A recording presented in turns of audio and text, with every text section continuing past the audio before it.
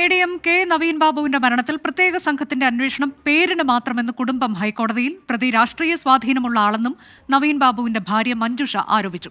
CBI അന്വേഷണം ആവശ്യപ്പെട്ടുള്ള ഹർജിയിൽ സർക്കാരിനോടും CBIയോടും ഹൈക്കോടതി നിലപാട് തേടി.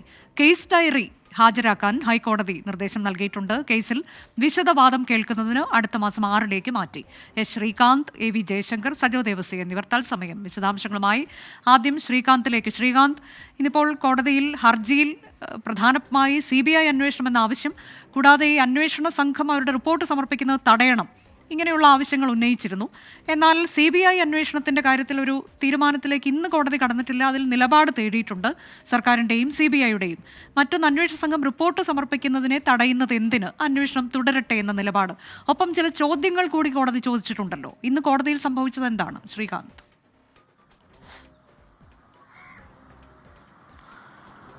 അനുജ, ഇന്ന് രാവിലെ ജസ്റ്റിസ് ബെച്ചു കുര്യൻ തോമസിന്റെ സിംഗിൾ ബെഞ്ച് 41ാമത്തെ ഐറ്റമായി ഈ ഹർജി പരിഗണനയ്ക്കെടുത്തു. ആ ഘട്ടത്തിൽ കോടതി ചോദിച്ചത് ഇത് ആ ആത്മഹത്യാ കേസല്ലേ എന്ന് കോടതി ചോദിക്കുകയുണ്ടായി. കൊലപാതകം എന്ന് തോന്നുന്നത് എന്തുകൊണ്ടാണ്, എന്തടിസ്ഥാനത്തിലാണ് ഇപ്പോഴങ്ങനെ ഒരു ആരോപണം ഉന്നയിക്കുന്നത്, ഈ 3 ചോദ്യങ്ങൾ കോടതി ചോദിച്ചു. തൊട്ടു പിന്നാലെ മഞ്ജുഷയുടെ അഭിഭാഷകൻ പറഞ്ഞ പ്രധാനപ്പെട്ട കാര്യം, ഇതിൽ ചില അസ്വാഭാവികതകൾ ഉണ്ട്. പോലീസിന്റെ ഭാഗത്തുനിന്നും ഇൻക്വസ്റ്റ് നടപടികളടക്കം നടത്തിയത് വളരെ തിടുക്കപ്പെട്ടാണ്. മാത്രമല്ല, ഇതിൽ ഈ പ്രതി CPIMന്റെ സജീവ പ്രവർത്തകയും ഭരണതലത്തിൽ വലിയ പിടിപാടുമുള്ളയാളാണ്. അതിനാൽ തന്നെ ഇത് കൊലപാതകമാണോ ആത്മഹത്യയാണോ എന്ന് ഇപ്പോഴും തങ്ങൾക്ക് യാതൊരു തരത്തിലുള്ള ഉറപ്പുമില്ല.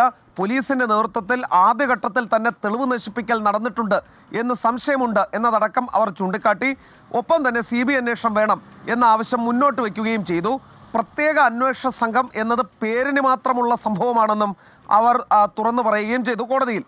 പിന്നാലെ കോടതി ഒരു കാര്യം ചൂണ്ടിക്കാണിച്ചത്, ഈ അന്വേഷണ സംഘത്തലവൻ സത്യവാങ്മൂലം സമർപ്പിക്കാൻ നിർദ്ദേശം നൽകി. ഒപ്പം കേസ് ഡയറിയും കോടതിയിൽ എത്തിക്കണമെന്ന് നിർദ്ദേശിച്ചു. പിന്നാലെ സർക്കാരിനും CBIക്കും നിലപാടറിയിക്കാൻ നോട്ടീസും അയച്ചു. ഇതിനിടെ ഈ നവീൻ ബാബുവിൻ്റെ കുടുംബത്തിൻ്റെ അഭിഭാഷകൻ ഒരു കാര്യം കൂടി ആവശ്യപ്പെട്ടു. ഈ പ്രത്യേക അന്വേഷണ സംഘം ഈ ഫൈനൽ റിപ്പോർട്ട് സമർപ്പിക്കുന്നത് തടയണം എന്നുള്ളതായിരുന്നു ആവശ്യം. ആ ആവശ്യം പക്ഷേ കോടതി പരിഗണിച്ചില്ല, ആ ആവശ്യം അംഗീകരിച്ചു കൊടുത്തില്ല. കോടതി പറഞ്ഞത് അവരന്വേഷിക്കട്ടെ, ആ അന്വേഷണത്തെ എന്തിനെ തടസ്സപ്പെടുത്തണം, അവർ റിപ്പോർട്ട് വയ്ക്കുന്നെങ്കിൽ റിപ്പോർട്ട് വയ്ക്കട്ടെ, ഏതെങ്കിലും തരത്തിൽ ആ റിപ്പോർട്ടിൽ പിശകുണ്ട്, പ്രശ്നമുണ്ട് എങ്കിൽ അതിൽ ഇടപെടുന്നതിന് കോടതിക്ക് അധികാരമുണ്ട്. റിപ്പോർട്ട് വെച്ചാലും CBI അന്വേഷണത്തിന് ഉത്തരവിടുന്നതിന് തടസ്സമില്ല എന്നാണ് കോടതി പറഞ്ഞത്. തുടർന്ന് 6-ാം തീയതിയിലേക്ക് കേസ് മാറ്റി. 6-ാം തീയതി പറഞ്ഞ സത്യവാങ്മൂലവും കേസ് ഡയറിയും ഒക്കെ ഹാജരാക്കണം. അത് ഒരു പക്ഷേ 6-നോ അല്ലെങ്കിൽ 9-നോ ഈ കേസ് പരിഗണിക്കാൻ സാധ്യതയുണ്ട്. അതാണ് AV ജയശങ്കർ പത്തനംതിട്ടയിൽ നിന്നുണ്ട്. ജയശങ്കർ, ഇന്നലെ CBI അന്വേഷണം ആവശ്യപ്പെട്ടുകൊണ്ട് കുടുംബം ഹർജി നൽകുമ്പോൾ അതിൽ ഇതുവരെ പറയാത്ത കാര്യങ്ങൾ, പ്രത്യേകിച്ച് ഇത് കൊന്നു കെട്ടിത്തൂക്കിയതാണോ എന്ന് സംശയമുണ്ട് എന്ന തരത്തിലേക്ക് കൂടി അവർ കൂട്ടിച്ചേർത്തിരുന്നു. അപ്പോൾ ഇന്ന് കോടതി ചോദിക്കുകയാണ്, ഇത് ആത്മഹത്യ എന്നല്ലേ പറഞ്ഞിരുന്നത്, എങ്ങനെയാണിത് ഈ കൊലപാതകം എന്ന് പറയുന്നതിന് അടിസ്ഥാനം എന്ത് എന്നത് കോടതി ചോദിക്കുമ്പോൾ ഈ ചോദ്യങ്ങൾ വരും ദിവസങ്ങളിലും ഇനി കേസ് പരിഗണിക്കുന്ന സമയത്തൊക്കെ ഉണ്ടാകാൻ സാധ്യതയുണ്ട്. അപ്പോൾ അതിനൊക്കെ കൃത്യമായി എന്തടിസ്ഥാനത്തിൽ ഇത് പറയുന്നു എന്നത് ഉൾപ്പെടെ ഇത് കോടതിയെ അറിയിക്കാൻ എന്താണ് ഇവർ ഇതേക്കുറിച്ച് കോടതി ഇന്നിപ്പോൾ ഈ ചോദ്യങ്ങളൊക്കെ ചോദിച്ചതിൽ എന്തെങ്കിലും പ്രതികരണം നമ്മൾ കോടതിയുടെ ഈ വീട്ടുകാരുടെ ഭാഗത്തുനിന്ന് വന്നിട്ടുണ്ടോ? ജയശങ്കർ, അതായത് വീട്ടുകാർ ഈ വിഷയവുമായി ബന്ധപ്പെട്ട് ഇതുവരെ പരസ്യ പ്രതികരണത്തിന് തയ്യാറായിട്ടില്ല. പക്ഷേ അവർ ക്യാമറയ്ക്ക് അപ്പുറത്ത് കൃത്യമായി തങ്ങളുടെ നിലപാടുകൾ പറയുകയും കാര്യങ്ങൾ വിശദീകരിക്കുകയും ചെയ്യുന്നുണ്ട്. ഈ നവീൻ ബാബുവിൻ്റെ കുടുംബത്തിൻ്റെ പശ്ചാത്തലം എടുത്താൽ അതൊരു കൃത്യമായ CPIM കുടുംബമാണ്, പാർട്ടി കുടുംബമാണ്. അവർ കൃത്യമായി ഈ നവീൻ ബാബുവിൻ്റെ മരണത്തിന് ശേഷം ഉൾപ്പെടെ കേരളത്തിലെ ഭരിക്കുന്ന പാർട്ടിയെയും സർക്കാരിനെയും അതിൻ്റെ പോലീസ് സംവിധാനത്തെയും കൃത്യമായി വിശ്വാസത്തിലെടുത്തിരുന്നു. പോലീസ് അന്വേഷിച്ച് കേസ് തെളിയിക്കുമെന്നൊരു പ്രതീക്ഷ അവർക്കുണ്ടായിരുന്നു. പക്ഷേ SIT രൂപീകരിച്ചു. SITയുടെ അന്വേഷണങ്ങൾ മുന്നോട്ട് പോയൊരു ഘട്ടത്തിൽ ഇത് യഥാക്രമത്തിലല്ല നടക്കുന്നതെന്ന് അവർക്ക് കൃത്യമായി ബോധ്യപ്പെട്ടു. അതായത് SIT സംഘം നവീൻ ബാബുവിൻ്റെ പത്തനംതിട്ടയിലെ വീട്ടിലെത്തി ഉൾപ്പെടെ എടുത്ത മൊഴികളാണ് ഈ പ്രശ്നവുമായി ബന്ധപ്പെട്ട് ഇവരെ വലിയ തോതിൽ കുഴക്കിയത്. കാരണം ഈ വിഷയവുമായി ബന്ധപ്പെട്ട് പരിശോധിക്കേണ്ട പല കാര്യങ്ങളിലേക്കും അന്വേഷണ സംഘം കടന്നില്ല. ഈ കലക്ടറുടെ ഈ ഫോൺ വിശദാംശങ്ങൾ എടുക്കുക, ഈ വിഷയവുമായി ബന്ധപ്പെട്ട് കലക്ടറെ സംബന്ധിച്ച മൊഴിയെടുക്കുക, അത്തരം അത്തരം സാങ്കേതിക കാര്യങ്ങളിലേക്ക് അന്വേഷണ സംഘം കടന്നില്ല. ഒപ്പം തന്നെ ഈ കളക്ടറേറ്റിലെ CCTV പരിശോധിക്കുന്ന കാര്യം, ഒപ്പം തന്നെ ഈ കളക്ടർ ഏറ്റവും ഒടുവിൽ നൽകിയൊരു മൊഴി, നവീൻ ബാബു തനിക്ക് തെറ്റുപറ്റി എന്ന തരത്തിൽ നൽകിയ മൊഴിയെക്കുറിച്ച് ഉൾപ്പെടെ കളക്ടർ പറഞ്ഞു. ഇത്തരം വിഷയങ്ങളിലേക്കൊന്നും അന്വേഷണം നീങ്ങിയില്ല. SIT അതിലേക്ക് കടന്നില്ല. കൃത്യമായ ഒരു ചോദ്യം ചെയ്യൽ SITയുടെ ഭാഗത്തുനിന്ന് ഉണ്ടാകുന്നില്ല. ഈ ഒരു ബോധ്യത്തിൻ്റെ അടിസ്ഥാനത്തിലാണ് ഈ കുടുംബം കൃത്യമായി ഇതിൽ മറ്റൊരു ഏജൻസിയുടെ അന്വേഷണം വേണം, ഗൗരവകരമായ അന്വേഷണം വേണം എന്നൊരു തീരുമാനത്തിലേക്ക് എത്തിയത്.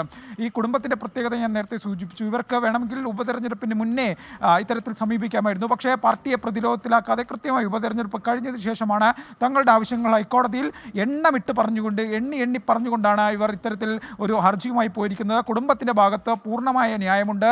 അവർക്ക് പല ഘട്ടങ്ങളിലും സംശയം തോന്നിയിട്ടുണ്ട്. ആ സംശയങ്ങളാണ് അവർ രേഖാമൂലം ഹൈക്കോടതിക്ക് മുന്നിൽ ഉയർത്തിയിരിക്കുന്നത്. കുടുംബം നമ്മൾ സംസാരിക്കുന്ന ഘട്ടത്തിൽ ഈ ആരോപണങ്ങൾ ആവർത്തിക്കുകയാണ്. അവർ ഒരിക്കലും ഇവിടുത്തെ സംവിധാനങ്ങൾക്കെതിരല്ല, പോലീസിനെതിരല്ല. പക്ഷേ നിലവിലെ SITയുടെ അന്വേഷണം തൃപ്തികരമല്ല. കാരണം അതിന് അവരുടെ മുന്നിൽ തന്നെ പല കാര്യങ്ങളും അവർക്ക് ബോധ്യപ്പെട്ടു. ഇതിൻ്റെ അടിസ്ഥാനത്തിലാണ് തങ്ങൾ മറ്റ് ഏജൻസി ഈ അന്വേഷണത്തിലേക്ക് വരണം, കളക്ടർക്കെതിരെ ഉൾപ്പെടെ CBI അന്വേഷണം വേണം എന്നൊരു നിലപാടിലേക്ക് പോയതെന്നാണ് കുടുംബം ഈ വിഷയവുമായി ബന്ധപ്പെട്ട ഓഫ് ക്യാമറയായി വ്യക്തമാക്കുന്നത്. അതാണ് സജോ, ഇപ്പോൾ ഇതിൽ കുടുംബം പറയുന്ന ഏറ്റവും പ്രധാനപ്പെട്ട കാര്യം ഗൂഢാലോചന എന്നതിലേക്ക് അന്വേഷണം പോകുന്നേയില്ല എന്നുള്ളതാണ്. അന്വേഷണ സംഘം അവരുടെ പ്രവർത്തനം തുടങ്ങിയിട്ടിപ്പോൾ ദിവസങ്ങൾ കുറച്ച് കഴിഞ്ഞിരിക്കുന്നു. എന്നാൽ എന്താണ് അതിലുണ്ടായിട്ടുള്ള പുരോഗതി എന്ന് ചോദിച്ചാൽ അത് ഒരു തർക്ക വിഷയമായി തന്നെ അവിടെ നിൽക്കുകയാണ് എന്നതാണ്. അത് പല പല കാര്യങ്ങൾ എടുത്തു പറഞ്ഞുകൊണ്ടാണ്. കളക്ടർ ചില കാര്യങ്ങൾ പറഞ്ഞിട്ടുണ്ട്. എന്നാൽ കളക്ടറുടെ മൊഴി ഈ വിഷയത്തിൽ വിശദമായി രേഖപ്പെടുത്തുകയോ CCTV ദൃശ്യങ്ങൾ പരിശോധിക്കുകയോ ആ തരത്തിലേക്ക് കോൾ റെക്കോർഡ് ഡേറ്റ പരിശോധിക്കുകയോ ഒന്നും ചെയ്തിട്ടില്ല. അതുപോലെ തന്നെ പെട്രോൾ പമ്പിന് വേണ്ടി അപേക്ഷിച്ചയാൾ അദ്ദേഹം പരാതി നൽകി മുഖ്യമന്ത്രിക്ക് എന്ന് പറയുന്നതിൽ പക്ഷേ ആ പരാതിയുടെ കാര്യത്തിലൊക്കെ പലതരത്തിലുള്ള സംശയങ്ങളുണ്ടായിരുന്നു. അതിന്മേലുള്ള അന്വേഷണം നടക്കുന്നില്ല. ഇവിടെ ഇപ്പോൾ PP ദിവ്യ എന്നൊരാൾ മാത്രം പ്രതിസ്ഥാനത്ത് നിർത്തിക്കൊണ്ട് ആത്മഹത്യാ പ്രേരണ എന്ന തരത്തിലേക്ക് ഒരു അന്വേഷണം പോകുന്നു എന്നതല്ലേ ഈ കുടുംബം പറഞ്ഞു വെക്കുന്നത്? അനുജ, അതായത് ഈ കേസിൽ PP ദിവ്യ മുൻ കണ്ണൂർ ജില്ലാ പഞ്ചായത്ത് പ്രസിഡന്റ് PP ദിവ്യ മാത്രം പ്രതിയായ ഒരു ആത്മഹത്യാ പ്രേരണ കേസാണ് നിലവിൽ. ഈ കേസിന്റെ സ്റ്റാറ്റസ് പരിശോധിച്ചാൽ അങ്ങനെ ഒരു കേസാണിത്. കുടുംബത്തിന് പല സംശയങ്ങളുണ്ട്. കൊലപാതക സംശയം അടക്കം അവർ ഹൈക്കോടതി നൽകിയ ഹർജിയിൽ ഉന്നയിക്കുകയും ചെയ്യുന്നുണ്ട്. പക്ഷേ SITയുടെ ഇതുവരെയുള്ള അന്വേഷണത്തിൽ ആത്മഹത്യാ പ്രേരണ കേസാണ്. വിവാദ യാത്രയപ്പ് യോഗത്തിലെ പ്രസംഗം പ്രകോപനമാകുന്നു, അത് ആത്മഹത്യക്ക് പ്രേരണയാകുന്നു. അതിന് പിന്നാലെ ഈ കാര്യങ്ങൾ ദൗർഭാഗ്യകരമായ സംഭവങ്ങൾ ഉണ്ടാകുന്നു, ഒരു പ്രതി മാത്രം. അങ്ങനെയാണ് ഇപ്പോഴും ആ അന്വേഷണത്തിൻ്റെ സ്ഥിതി. അതായത് ആദ്യം അന്വേഷിച്ച സംഘം വിപുലീകരിച്ചു. അതിൽ ACPയും അതുപോലെ സിറ്റി പോലീസ് കമ്മീഷണർ ഉൾപ്പെടെ മേൽനോട്ടം വഹിക്കും വിധം വിപുലമായൊരു സംഘമായി അത് വിപുലീകരിച്ചു എന്നതിനപ്പുറത്തേക്ക് പുതുതായി എന്തെങ്കിലും ഈ കേസന്വേഷണത്തിൽ വഴിത്തിരിവാകുന്ന കണ്ടെത്തൽ, നേരത്തെ ഉണ്ടായ ആരോപണത്തിൽ കൂടുതൽ വസ്തുതകൾ, തെളിവുകൾ അതിലേക്ക് വെളിച്ചം വീശും തരത്തിലുള്ള എന്തെങ്കിലും പുതിയ കണ്ടെത്തൽ യഥാർത്ഥത്തിൽ ഈ കേസിലില്ല. അതായത് ഈ കേസിനെ സംബന്ധിച്ച് മറ്റൊരു വശം, അതായത് ഇതിൻ്റെ ആത്മഹത്യ അല്ലെങ്കിൽ കൊലപാതകം എന്നത് ഒരു വശത്ത്, അതിൽ ആത്മഹത്യ എന്ന നിഗമനത്തിലേക്ക് തന്നെയാണ് അന്വേഷണ സംഘം ഇതുവരെ എത്തിയിട്ടുള്ളത്. ഇനിയിപ്പോൾ ഇതിൻ്റെ രണ്ടാമത്തെ വശം, അതാണ് ഗൂഢാലോചനാ തലം. ആ തലം വേണ്ടത്ര രീതിയിൽ അന്വേഷണം നടത്തുന്നില്ല എന്ന ആക്ഷേപം കുടുംബത്തിനുണ്ട്. പ്രതിപക്ഷ രാഷ്ട്രീയ സംഘടനകൾ ഉന്നയിക്കുന്നുണ്ട്. നേരത്തെ ഇൻക്വസ്റ്റിൻ്റെയും പോസ്റ്റ്മോർട്ടത്തിൻ്റെയും കാര്യത്തിലുള്ള ആക്ഷേപം പറഞ്ഞു. ഇനി ആ കാര്യത്തിൽ പരിശോധനകളിലേക്ക് പോകാമെന്നല്ലാതെ തിരുത്തൽ സാധ്യമല്ല. പക്ഷേ ഈ ഗൂഢാലോചന തലം വളരെ പ്രധാനപ്പെട്ടതാണ്. ഒരു ഉദാഹരണം എടുക്കുകയാണെങ്കിൽ, ഒരു പരാതി ഈ മുഖ്യമന്ത്രിക്ക് നൽകിയെന്ന് വിവാദ പെട്രോൾ പമ്പ് അപേക്ഷകൻ TV പ്രശാന്തൻ അവകാശപ്പെട്ടു. ആ പരാതി വ്യാജമാണ് എന്ന് തെളിയിക്കുന്ന പല വസ്തുതകളും, അല്ലെങ്കിൽ ആ സംശയം ബലപ്പെടുത്തുന്ന പല വസ്തുതകളും പുറത്തു വന്നു. പക്ഷേ ആ വഴിക്ക് അന്വേഷണം നീങ്ങിയില്ല. ആ പരാതി മരണശേഷം കെട്ടിച്ചമച്ചതാണ് എന്ന ആക്ഷേപമുണ്ടായി. ഉപ്പ് തന്നെ വ്യാജമാണ്, തെറ്റാണ് എന്ന വിവരം പുറത്തു വന്നു. പക്ഷേ ആ വഴിക്ക് അന്വേഷണം നീങ്ങിയില്ല. അയാളെ പ്രതി ചേർത്തിട്ടുമില്ല. ഏതെങ്കിലും വഴിക്ക് അയാളെ പിന്നീട് മൊഴിയെടുത്തു എന്നതൊഴിച്ചാൽ അതിൽ കാര്യമായ പുരോഗതി ഉണ്ടായില്ല എന്നത് കാണണം. ഒപ്പം ആ കുടുംബം നേരത്തെ തന്നെ Kannur judicial first class magistrate കോടതിയിൽ സമർപ്പിച്ച ഹർജിയിൽ വളരെ കൃത്യമായി പറയുന്നുണ്ട്, ഈ കളക്ടറുടെ ചേംബറിലെ CCTVയും കളക്ടറേറ്റിലെ CCTV, പുറത്തെ കോമ്പൗണ്ടിലെ CCTV, അതിനുശേഷം അദ്ദേഹം ഔദ്യോഗിക വാഹനത്തിൽ യാത്ര ചെയ്ത് കണ്ണൂർ ടൗണിലെ മുനീശ്വരൻ കോവിൽ എന്ന സ്ഥലത്ത് ഇറങ്ങുന്നുണ്ട്. അവിടെ നിന്നുള്ള CCTV ദൃശ്യങ്ങൾ ശേഖരിച്ചിട്ടുണ്ടോ? റെയിൽവേ സ്റ്റേഷനിൽ അദ്ദേഹം പോയി എന്ന സംശയം കുടുംബത്തിനുണ്ട്. ആ CCTV ശേഖരിച്ചിട്ടുണ്ടോ? പിന്നീട് പുലർച്ചയോടുകൂടിയാണ് മരണം സംഭവിക്കുന്നത്. അതുവരെ അദ്ദേഹം ചിലവഴിച്ച വഴി, യാത്ര ചെയ്ത സ്ഥലം, ആരുമായൊക്കെ ആശയവിനിമയം നടത്തി, ആരെല്ലാം അദ്ദേഹത്തെ കണ്ടു, ഇത് CCTV ദൃശ്യങ്ങൾ അങ്ങനെ അക്കമിട്ട് ശേഖരിച്ചിട്ടുണ്ടോ എന്നതൊരു പ്രധാനപ്പെട്ട സംശയം. കോടതിയിൽ സമർപ്പിച്ച അന്വേഷണ പുരോഗതി റിപ്പോർട്ടിൽ വ്യക്തതയുള്ള മറുപടി അന്വേഷണ സംഘം നൽകിയിട്ടില്ല എന്നതാണ് ശ്രദ്ധേയം. മറ്റൊന്ന് കോൾ ഡാറ്റ റെക്കോർഡാണ്. അതിലൊന്ന് തനിക്ക് തെറ്റുപറ്റിയെന്ന് ADM തന്നോട് പറഞ്ഞു എന്ന മൊഴി കൊടുത്തിരിക്കുന്നത് ജില്ലാ കളക്ടറാണ്. ആ മൊഴിയുടെ വിവരം കോടതിയുടെ വിധിയിലൂടെ തന്നെ പുറത്തു വന്നതാണ്. അതിൻ്റെ തുടർ പരിശോധനകളിലേക്ക് അന്വേഷണ സംഘം കടന്നു എന്ന ചോദ്യത്തിന് ഇപ്പോഴും യഥാർത്ഥത്തിൽ ഉത്തരമില്ല. എന്ന് മാത്രമല്ല, ഈ കോൾ ഡാറ്റ റെക്കോർഡുകൾ ശേഖരിക്കണം എല്ലാവരുടേതും, അതായത് ആരോപണ നിഴലിലായ എല്ലാവരുടെയും, സംശയം ഉന്നയിക്കപ്പെട്ട എല്ലാവരുടെയും കോൾ ഡാറ്റ റെക്കോർഡുകൾ, അതായത് ഒരാൾക്ക് ഒരു നമ്പർ മാത്രമല്ല ഉണ്ടാവുക. അങ്ങനെ വരുമ്പോൾ കൂടുതൽ ഫോൺ നമ്പറുകൾ ഉണ്ടാകും. ആ ഫോൺ നമ്പറുകളുടെ ഇത്തരത്തിലുള്ള സംശയങ്ങളൊക്കെ നേരത്തെ തന്നെ ആ ദിവസങ്ങളിലൊക്കെ തന്നെ ഉന്നയിക്കപ്പെട്ടതാണ്, കുടുംബം ഉൾപ്പെടെ. പക്ഷേ അതിലേക്കൊന്നും അന്വേഷണ സംഘം കടക്കുന്നില്ല എന്നുള്ളത് തന്നെയാണ് കുടുംബത്തിന്റെ സംശയം വർദ്ധിപ്പിക്കുന്നത്.